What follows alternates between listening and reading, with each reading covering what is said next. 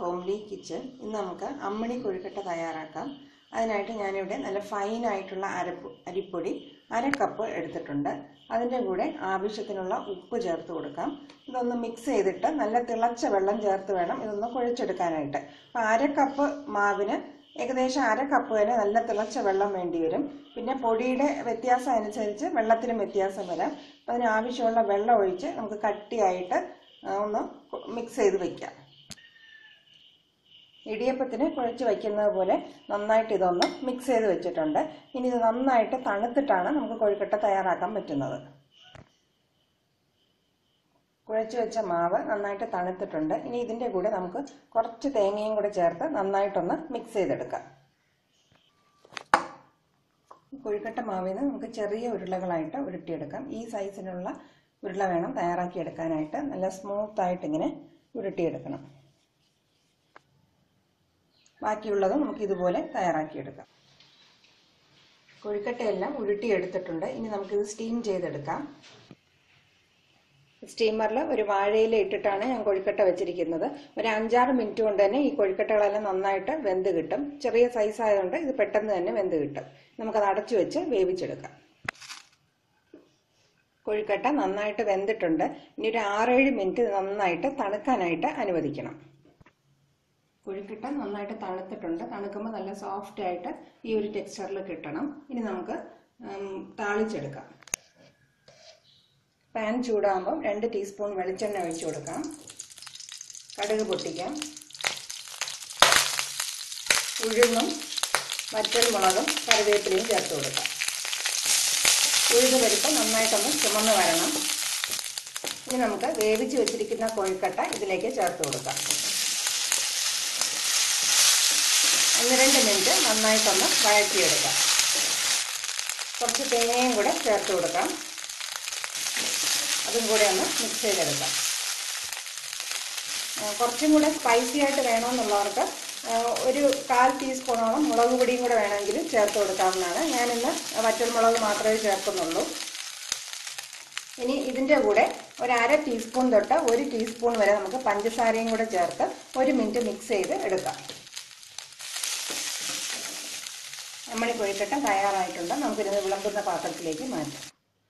ഈ വെജിറ്റബിൾ ദോശ തയ്യാറാക്കാം. ഇതിന് വേണ്ട ഇൻഗ്രീഡിയൻസ് എന്തൊക്കെയാണെന്ന് നോക്കാം. ഇതിന് പ്രധാനമായിട്ട് വേണ്ടത് ദോശമാവാണ്. ദോശമാവിൽ കുറച്ച് ഉപ്പ് ചേർത്ത് വളരെ കുറച്ച് വെള്ളം ചേർത്താണ് ഞാൻ മിക്സ് ചെയ്ത് വെച്ചിട്ടുള്ളത്. ഒരുപാട് വെള്ളം ഈ സ്റ്റേജിൽ ചേർക്കരുത്. നമ്മൾ കാരണം വെജിറ്റബിൾസ് എല്ലാം ചേർക്കുമ്പോൾ കുറച്ചും കൂടെ ലൂസ് ആവാൻ ചാൻസ് ഉണ്ട്. അതുകൊണ്ട് വളരെ കുറച്ച് വെള്ളം ചേർത്ത് ഇത് മിക്സ് ചെയ്ത് വെക്കണം. പിന്നെ വേണ്ടത് കുറച്ച് വെജിറ്റബിൾസ് ആണ്. വീട്ടിൽ ഏത് വെജിറ്റബിൾസ് ആണോ ഉള്ളത് അത് ഉപയോഗിക്കാം. ഞാനിവിടെ ബീൻസ് എടുത്തിട്ടുണ്ട്, സവാളയുണ്ട്, തക്കാളി, ക്യാരറ്റ് എടുത്തിട്ടുണ്ട്, കുറച്ച് മല്ലിയില വേണം, ഒരു വലിയ കഷ്ണം ഇഞ്ചി ചെറിയ പീസായിട്ട് കട്ട് ചെയ്ത് വെച്ചിട്ടുണ്ട്. പിന്നെ വേണ്ടത് 1 ടീസ്പൂൺ മുളക് പൊടി, 1/4 ടീസ്പൂൺ ഗരം മസാല പൊടി, കുറച്ച് കാഷ്യൂ നട്ട്സ് ചോപ്പ് ചെയ്ത് വെച്ചിട്ടുണ്ട്, ആവശ്യത്തിന് ഉപ്പ്, പിന്നെ വേണ്ടത് മഞ്ഞൾപ്പൊടി. ദോശ ഉണ്ടാക്കാനായിട്ട് നല്ലെണ്ണയും വേണം. ആദ്യം നമുക്ക് ഒരു പാൻ ചൂടാക്കാം. അതിനകത്ത് 2 ടീസ്പൂൺ നല്ലെണ്ണ ഒഴിച്ചു കൊടുക്കാം. സവോളയും ബീൻസും ക്യാരറ്റും ഇതിനകത്തിട്ട് ഒന്ന് ചെറുതായിട്ടൊന്ന് സോട്ട് ചെയ്തെടുക്കാം. ഒരുപാട് വഴറ്റേണ്ട കാര്യമില്ല. ചെറുതായിട്ട് ഒരു പച്ചമണം മാറുന്നത് വരെ വഴറ്റിയെടുത്താൽ മതിയാവും. ഒരു 2 മിനിറ്റ് നന്നായിട്ടൊന്ന് വഴറ്റിയെടുക്കാം. ഏകദേശം ചെറുതായിട്ടൊന്ന് വാടി പച്ചമണം മാറിയിട്ടുണ്ട്. ആ സമയത്ത് നമുക്ക് കാഷ്യൂ നട്ടും ഇഞ്ചിയും കൂടെ ചേർത്ത് കൊടുക്കാം. ഇത് രണ്ടും ചേർത്തതിന് ശേഷം 1 മിനിറ്റും കൂടെ വഴറ്റാം.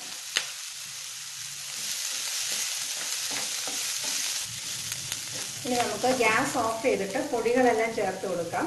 മുളക് പൊടി, ഗരം മസാല പൊടി, മഞ്ഞൾപ്പൊടി, ഉപ്പ് എന്നിവ ചേർത്ത് നന്നായിട്ടൊന്ന് വഴറ്റാം. ഗ്യാസ് ഓഫ് ചെയ്തിട്ടാണ് ഇതെല്ലാം ചേർക്കുന്നത്. ഇനി നമുക്ക് തക്കാളിയും ഏറ്റവും അവസാനം മല്ലിയിലയും ചേർത്ത് കൊടുക്കാം. തക്കാളിയിൽ നടുക്കുള്ള വിത്തെല്ലാം മാറ്റിയിട്ടാണ് ഞാനിതിന് ഉപയോഗിക്കുന്നത്. ഇല്ലെങ്കിൽ ഒരുപാട് നമ്മുടെ ബാറ്റർ വാട്ടറി ആയി പോകും. അതുകൊണ്ട് തക്കാളിയുടെ വിത്ത് മാറ്റിയിട്ടാണ് ചേർത്തിരിക്കുന്നത്. ഇനി ഈ പച്ചക്കറിയുടെ കൂട്ട് നന്നായിട്ട് തണുത്തതിന് ശേഷം നമുക്ക് ബാറ്ററിലേക്ക് മിക്സ് ചെയ്യാം. നമുക്കിനി ഇഡ്ഡലി ബാറ്ററിലേക്ക് ഇത് മിക്സ് ചെയ്ത് കൊടുക്കാം. ഇനി എല്ലാം കൂടി നന്നായിട്ടൊന്ന് മിക്സ് ചെയ്തെടുക്കാം.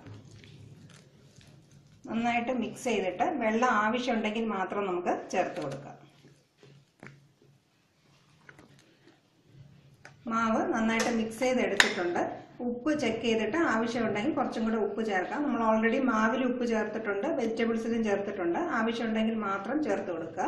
ഞാനിനി വെള്ളം ചേർക്കുന്നില്ല. ഈ ഒരു കൺസിസ്റ്റൻസിയിലാണ് നമുക്ക് വേണ്ടത്. അധികം വെള്ളം ചേർക്കണ്ട. ഞാൻ നേരത്തെ ചേർത്ത വെള്ളം മാത്രമേ ചേർത്തിട്ടുള്ളൂ, പിന്നെ ചേർത്തിട്ടില്ല. ഇങ്ങനെ തിക്കായിട്ട് നമുക്കിത് മിക്സ് ചെയ്തെടുക്കാം. നമുക്കിനി ഒരു ദോശക്കല്ല് ചൂടാകാനായിട്ട് വയ്ക്കാം. അതിനകത്ത് ശകലം എണ്ണ ഒഴിച്ചു കൊടുക്കാം. ഇനി നമുക്ക് ഫ്ലെയിം ഒന്ന് കുറച്ച് വെച്ചിട്ട് വേണം മാവ് ഒഴിച്ചു കൊടുക്കാനായിട്ട്. നന്നായിട്ട് മിക്സ് ചെയ്തിട്ട് മാവ് ഒഴിച്ചു കൊടുക്കാം. ഒരുപാട് തിന്നായിട്ട് ഇത് പരത്തിയെടുക്കരുത്, പരത്തിയെടുക്കാനും പറ്റത്തില്ല. ആ ഒരു ടെക്സ്ചറിലാണ് നമ്മൾ മാവ് തയ്യാറാക്കിയിട്ടുള്ളത്. ഇങ്ങനെ ചെറുതായിട്ടൊന്ന് പരത്തി കൊടുക്കുക. കുറച്ച് തിക്കായിട്ടാണ് ഈ ദോശ തയ്യാറാക്കുന്നത്.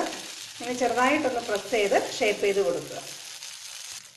ദോശ ഒഴിച്ചതിന് ശേഷം മീഡിയം ഫ്ലെയിമിൽ വെച്ച് വേണം ഇത് വേവിച്ചെടുക്കാനായിട്ട്. ഇല്ലെങ്കിൽ പെട്ടെന്ന് കളർ മാറി കിട്ടും, ഉള്ളു നന്നായിട്ട് വെന്ത് കിട്ടത്തുമില്ല. മീഡിയം ഫ്ലെയിമിലാക്കിയിട്ട് നമുക്കിത് വേവിച്ചെടുക്കാം. ഇനി കുറച്ച് ഓയിൽ നമുക്ക് ഒഴിച്ചു കൊടുക്കാം. ഓയിൽ വേണ്ടാന്നുള്ളവർക്ക് ആ സ്റ്റെപ്പ് ഒഴിവാക്കാം. കുട്ടികൾക്ക് വേണ്ടിയാണെങ്കിൽ ഓയിലിന് പകരം നെയ്യ് ചേർക്കുകയും ചെയ്യാം. ഒരു വശം നന്നായിട്ട് വെന്തതിന് ശേഷം നമുക്കിത് മറിച്ചിട്ട് കൊടുക്കാം. ചെറുതായിട്ടൊന്ന് പ്രസ് ചെയ്ത് കൊടുക്കാം. എന്നിട്ട് ഫ്ലെയിം കൂട്ടി വയ്ക്കാതിരിക്കുക. എന്നാൽ മാത്രമേ ദോശ നന്നായിട്ട് നമുക്ക് മൊരിഞ്ഞ് കിട്ടത്തുള്ളൂ.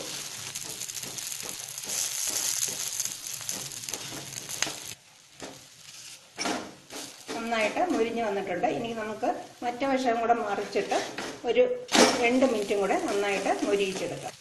ദോശ 2 വശവും നന്നായിട്ട് മൊരിഞ്ഞ് വന്നിട്ടുണ്ട്. നമുക്കിനി ഒരു സെർവിംഗ് പ്ലേറ്റിലേക്ക് മാറ്റാം. വളരെ ടേസ്റ്റി ആയിട്ടുള്ള സ്പെഷ്യൽ വെജിറ്റബിൾ ദോശ തയ്യാറായി കഴിഞ്ഞു.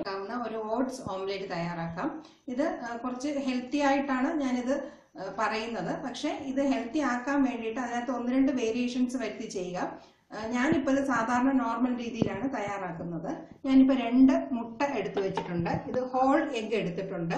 ഇപ്പം അത് ഹെൽത്തി ആയിട്ട് തയ്യാറാക്കണമെന്നുള്ളവർ മുട്ടയുടെ മഞ്ഞ ഒഴിവാക്കുക, വെള്ള മാത്രം ഉപയോഗിച്ച് തയ്യാറാക്കുക.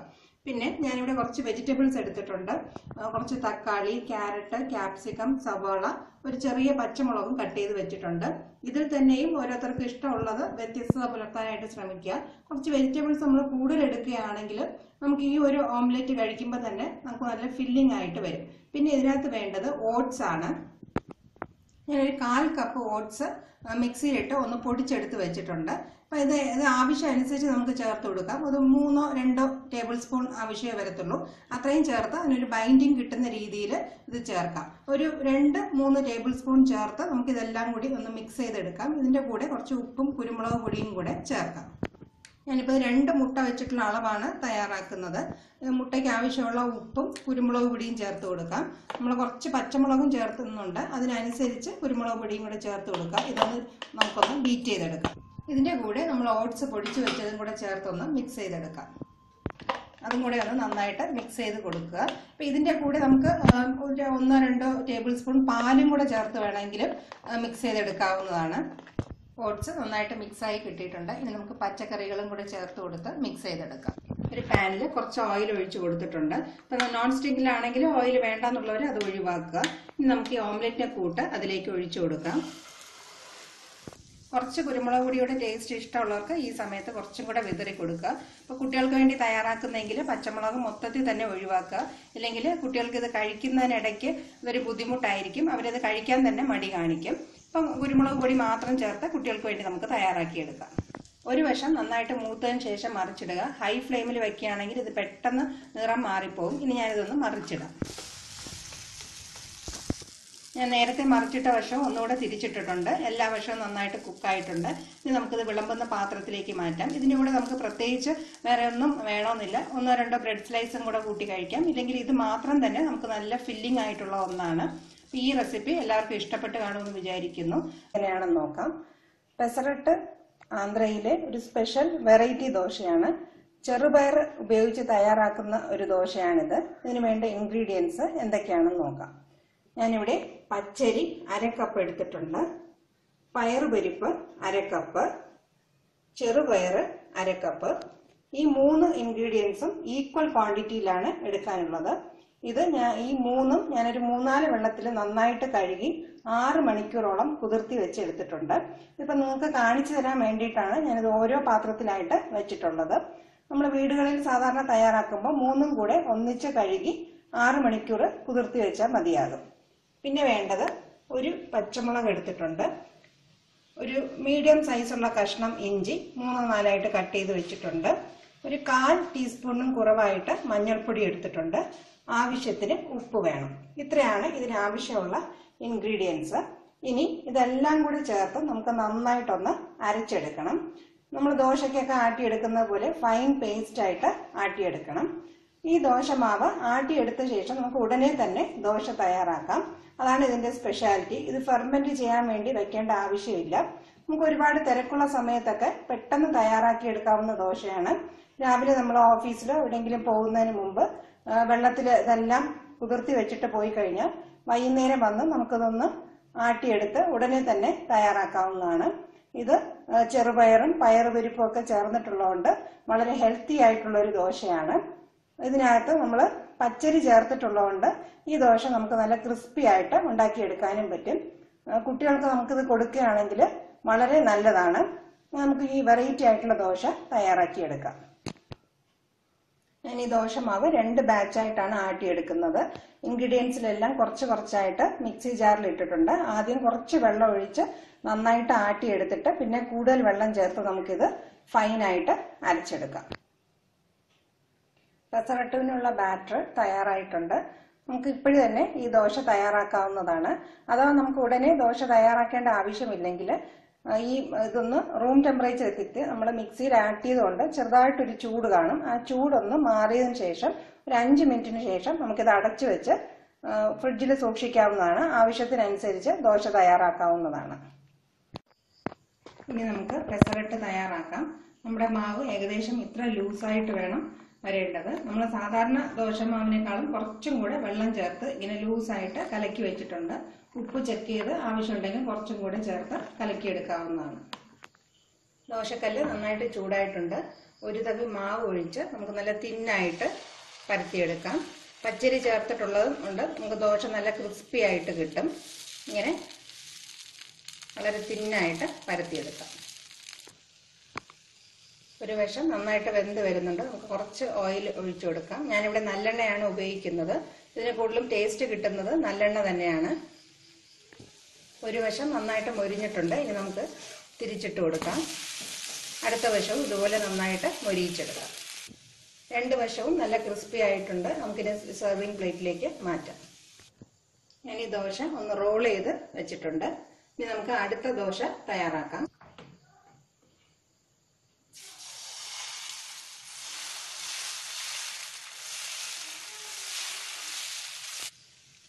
ആദ്യം തയ്യാറാക്കിയത് പ്ലെയിൻ ആയിട്ടുള്ള പെസറട്ട് ദോശയാണ്.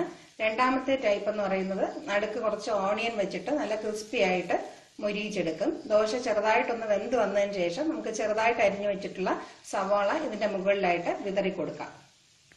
ദോശ ഏകദേശം വെന്തിട്ടുണ്ട്. ഒരു വശം നമുക്ക് കുറച്ച് സവാള ഇങ്ങനെ വിതറി കൊടുക്കാം. ഇത് പച്ചയായിട്ടുള്ള സവാളയാണ്. ഇനി അതിന്റെ മുകളിലായിട്ട് കുറച്ച് ഓയിൽ ഒഴിച്ചു കൊടുക്കാം. ഒരു വശം ദോശ നന്നായിട്ട് വെന്തിട്ടുണ്ട്. ഇത് ചെറുതായിട്ടൊന്ന് ഇളക്കി ഒരു വശം പിടിച്ച് നമുക്കിങ്ങനെ മടക്കി കൊടുത്ത് 2 സൈഡും കുറച്ചും കൂടെ ക്രിസ്പി ആക്കി എടുക്കാം. 2 വശവും കുറച്ചും കൂടെ ഒരു ബ്രൗൺ കളർ കിട്ടുന്നവരെ നമുക്കിതൊന്ന് മൊരിയിച്ചെടുക്കാം. നന്നായിട്ട് ഒരു ബ്രൗൺ ഷെയ്ഡ് വന്നിട്ടുണ്ട്. നമുക്കിനി ഇത് വിളമ്പുന്ന പാത്രത്തിലേക്ക് മാറ്റാം. വളരെ ടേസ്റ്റി ആയിട്ടുള്ള പെസറട്ട് തയ്യാറായി കഴിഞ്ഞു. ഇത് വളരെ ഹെൽത്തിയുമാണ്. കൊച്ചുകുട്ടികൾക്ക് വേണമെങ്കിലും കൊടുക്കാവുന്ന നല്ലൊരു ഹെൽത്തി ഡയറ്റാണ്.